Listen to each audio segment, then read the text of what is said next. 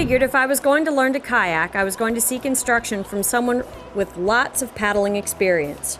Linn started kayaking as a young kid, even though he didn't learn to swim until he was 11. His goal now, 30 years later, is to share his passion with as many folks as possible. If people want to learn, find somebody that knows what they're doing, somebody close by so you're not driving to the Lehigh Valley for lessons or out to the Pittsburgh area. And provide a way to get families involved. And for me, it was definitely a family thing. Kayaking is a terrific way to experience all different kinds of water, but a little instruction is necessary if you want to do more than paddle across a quiet lake or down the Susquehanna River. Some people just go to Gander Mountain and buy like an Old Town otter and paddle around the lake, and maybe they'll go down the Susquehanna, but never really learn all the subtle nuances and how to be an effective paddler. They'll wonder why their arms are sore because they never really learned how to paddle with their whole body. So about 2 years ago, I went through American Canoe Association kayak instructor training down in the Lehigh Valley and kind of brought what I learned back to the local area. He takes groups of people about every other weekend all summer long to the Lehigh River. For those who want a very easy trip, he has rafts. There are also sit-on-top kayaks like this one that allows immediate release from the boat, and also there are inflatable kayaks that will hold 2 people. If you want to run anything like a Class 2 or a Class 3 rapid, there are some important things to learn about handling a kayak.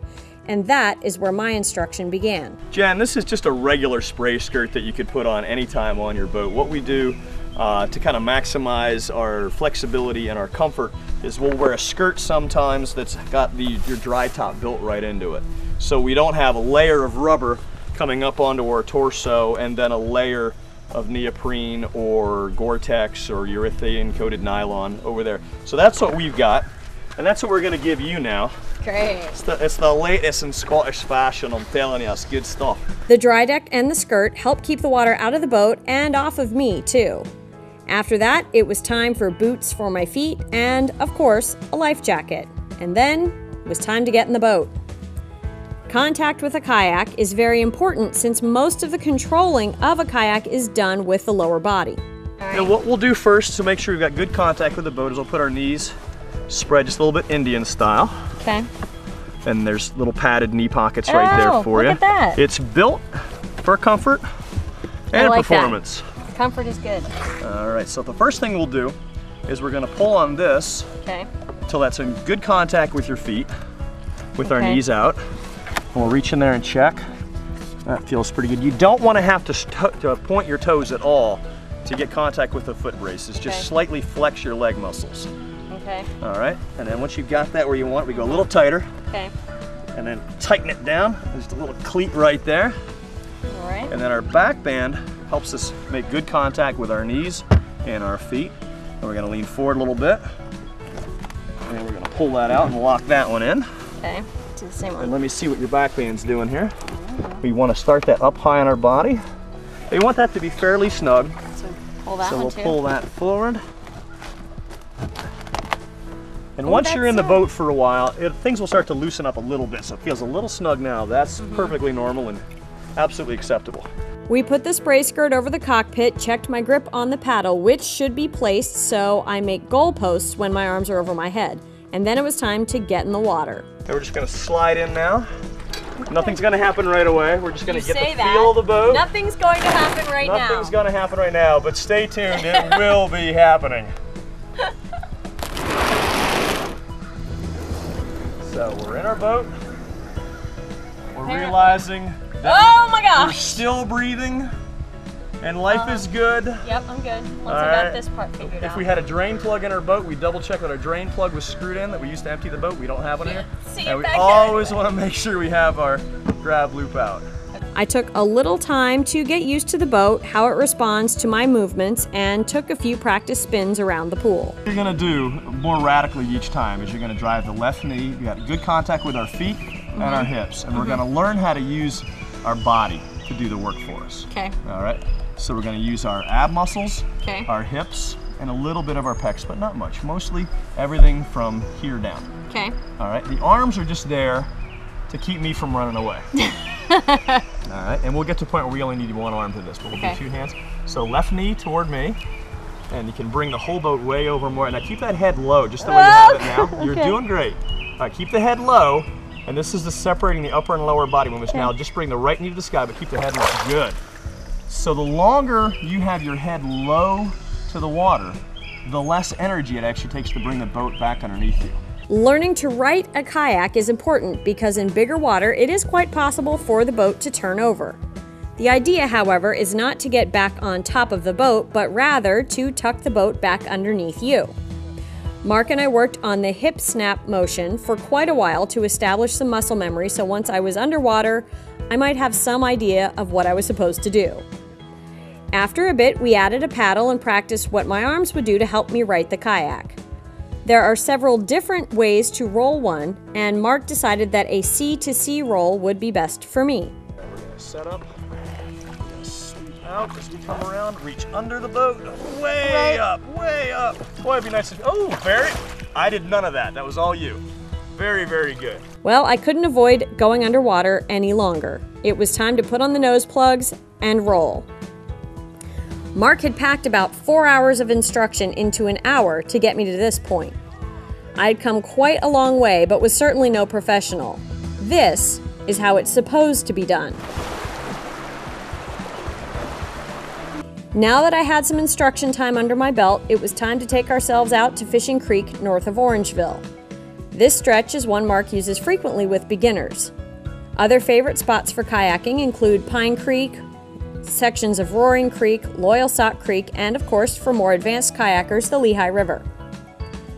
I used a different boat than I had in the pool simply because this longer one has more volume and is less likely to be flipped over. A great choice for beginners like me.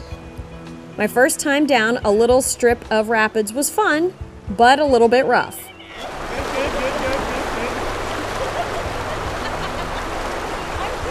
That was good. That was very good. Now we're going to get down here a little further, and then we're slowly going to lean to our right and paddle into the eddy.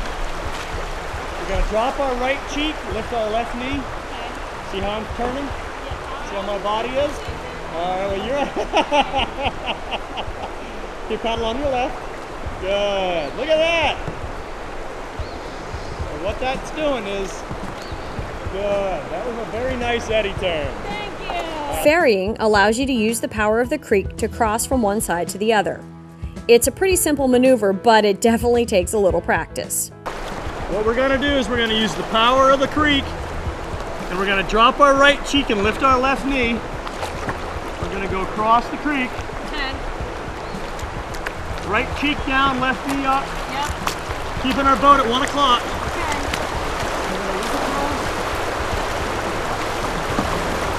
Good, good, good. Nice. We're going to paddle right into the eddy, and then we're going to lean the other way. That's great. That was your first ferry. Good, very good. This time we're going to keep the boat at 11 o'clock on the way back. Yep. So the left cheek's down and the right knee's up a little bit. We're leaning to our left, keeping our boat at 11 o'clock. Good. Stroke left, stroke left. Ah! That's why we brought the orange boat. Don't switch cheeks. Or we could just haul her in ourselves. My second run wasn't much better, particularly when I got stuck on a rock and Mark had to drag me off. I did, however, start to get the hang of using my paddle as a rudder. Leaning in the right direction is key to successfully navigating a creek in a kayak. Jen, so what we've got here is the current's coming down from our left to our right, and what I'm going to do is surf across and ferry across into that eddy, and when I leave the eddy, I'll demonstrate what happens if you don't lean downstream and flow with the momentum of the creek. So I'll actually go across and let my upstream edge of my boat catch, and actually flip on purpose, and I'll just roll up and show that it's not really any big deal. Okay, go. So if we lean downstream and move with the current, we can just use the current to keep us stable. If we lean upstream, like I'm going to do, we'll flip every time.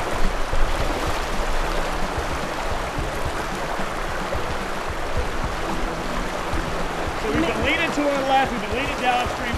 If we don't, what can happen is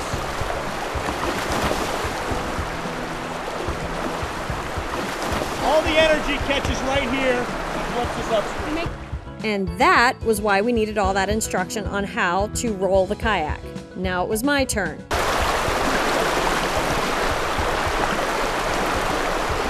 Yeah, very good, very good.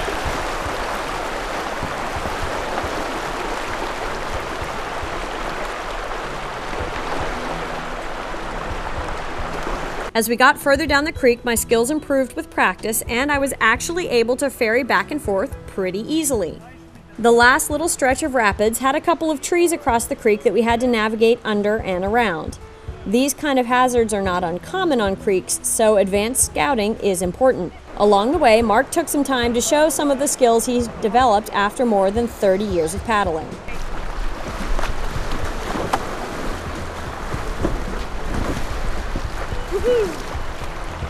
And the energy of the creek will actually put us into a wheelie or a tail stand, or what we call a stern square.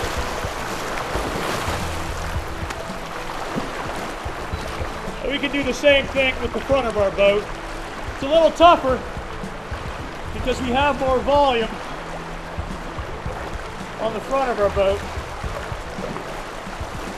But again, when you're paddling small creeks, it's kind of fun to have as much fun as you can with the current that you have.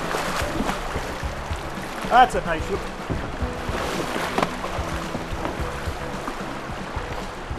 Our only real mishap along the way came when we realized that my car keys were still in Mark's truck. Not great, since my car was at our takeout point and his truck was 8 miles back upstream at the put-in spot. Thanks to the kindness of strangers, we were transported back to the truck without a problem, but it's always a good idea to know where your car keys are. We had a fantastic 3 hours on Fishing Creek, and I felt quite comfortable handling my kayak by the time the trek was over. I'm certainly not ready for big water, but I will definitely be paddling some other creeks this summer. Well, that is our episode of In Your Neighborhood. Thanks for being with us. I am your host, Jennifer Wakeman, and I want to say a big thank you to Mark Linn for teaching me everything I do and maybe not yet don't know about kayaking. So far, so good. Okay, well there, you have that on camera. If you have any really good story ideas for the show, please email them to me at jenwakeman@ccn-news.com. And that's our show. We'll see you again next week. Bye-bye.